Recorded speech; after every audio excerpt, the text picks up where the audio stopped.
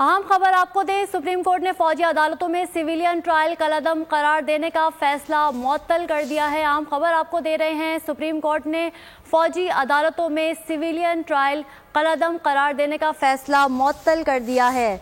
Supreme court में इससे पहले समाअत हुई और समाअत में सुप्रीम कोर्ट ने फौजी अदालतों में सिविलियन ट्रायल कलअदम करार देने का फैसला जो है वो मुअत्तल कर दिया है। सुप्रीम कोर्ट ने फौजी अदालतों में सिविलियन ट्रायल कलअदम करार देने का फैसला मुअत्तल कर दिया है। हमारे नुमाइंदे तैयब बलोच ने हमें ज्वाइन किया है। तैयब, तफसीलात से आगाह कीजिए। जी, अब से कुछ देर कबल जो है जस्टिस सरदार तारिक मसूद ने फौजी अदालतों से मुतल्लिक सुप्रीम कोर्ट का फैसला कलअदम करार देने से मुतल्लिक जो है वो समाअत करने के बाद फैसला महफूज किया था। तो अब सबसे बड़ी खबर ये आ रही है कि सुप्रीम कोर्ट ने फौजी अदालतों में सिविलियन ट्रायल रोकने का फैसला जो है वो मुअत्तल कर दिया है।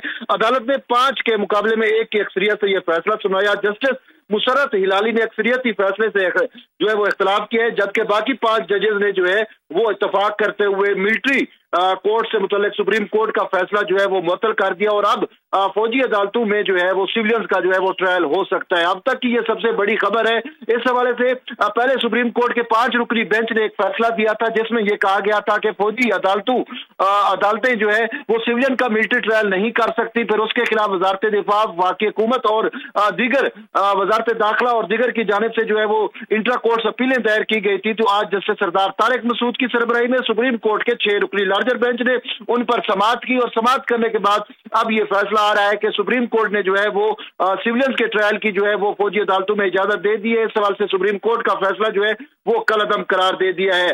फैसला जो है वो 5-1 की तनासब से जारी किया गया है। सुप्रीम कोर्ट का 6 रुकनी बेंच था जिसमें 5 जजेस ने जो है वो सिविलियंस के ट्रायल को फौजी अदालतों में जो है उसको जायज करार दे दिया, बल्कि उसको दुरुस्त करार दिया है और वाज़ेह तौर के ऊपर कहा है कि अब सिविलियन का जो है वो ट्रायल फौजी अदालतों में हो सकता है। इस सवाल से सुप्रीम कोर्ट का जो 5 रुकनी लार्जर बेंच का फैसला था उसको अब बाकायदा तौर के ऊपर मुअत्तल कर दिया गया है। जी, कोर्ट ने फौजी अदालतों में सिविलियन ट्रायल कलअदम करार देने का फैसला मुअत्तल कर दिया है। अब तक की अहम खबर है ये, सुप्रीम कोर्ट ने फौजी अदालतों में सिविलियन ट्रायल कलअदम करार देने का फैसला मुअत्तल कर दिया है और सुप्रीम कोर्ट ने 5-1 की अक्सरियत से ये फैसला सुनाया है। अदालत ने फरीकैन को नोटिस जारी करते हुए समाअत जनवरी के तीसरे हफ्ते तक मुलतवी कर दी है। अच्छा तैयब, इस केस के हवाले से थोड़ा बैकग्राउंड से भी हमें आगाह कीजिए।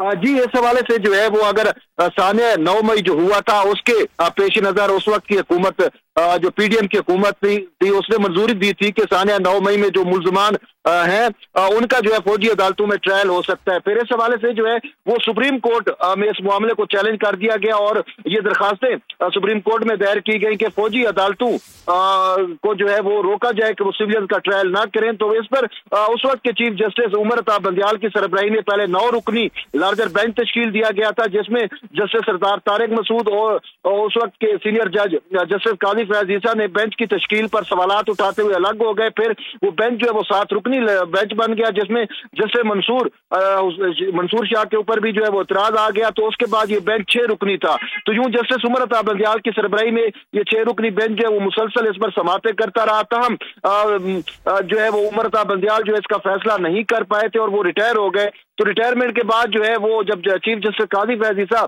जो है वो उन्होंने मनसब संभाला तो उन्होंने इस पर 5 रुकनी बेंच बना दिया। तो ये 5 जजेस वही थे जो पहले जस्टिस उमर अता बंदियाल के साथ जो है इसकी समाअत करते रहे। तो जस्टिस इजाजुल हसन की सरबराही में 5 रुकनी बेंच बनाया गया था। तो उस बेंच ने जो है वो सिविलियंस के ट्रायल को गैर कानूनी करार दे दिया था और फौजी अदालतों को भी कलअदम करार देने का जो है फैसला जारी किया, जिसके बाद जो है वो वफाकी हुकूमत, वजारत दाखिला, वजारत दिफा, खैबर पख्तूनख्वा की हुकूमत।